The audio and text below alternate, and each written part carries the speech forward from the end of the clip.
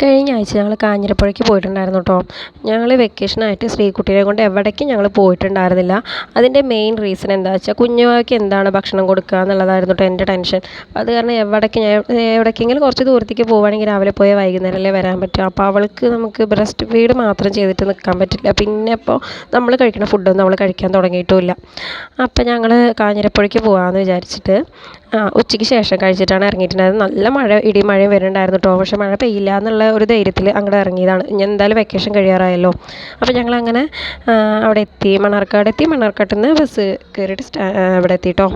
അപ്പോൾ പിന്നെ ഞങ്ങളങ്ങനെ നേരെ ഡാമിൻ്റെ വ്യൂവിലേക്കാണ് കയറിയിട്ടുണ്ടായിരുന്നത്. ഒരുപാട് സ്റ്റെപ്പുകൾ കയറാനും ഇറങ്ങാനും ഉണ്ടായിരുന്നു കേട്ടോ. ഡാമിൽ വെള്ളം നന്നേ കുറവായിരുന്നു. കാലാവസ്ഥ അടിപൊളിയായിരുന്നു. കാരണം മഴ നന്നായിട്ട് വരുന്നുണ്ടായിരുന്നു, എന്നാൽ വെയിലും ഉണ്ടായിരുന്നില്ല. നല്ല അടിപൊളി ക്ലൈമറ്റായിരുന്നു.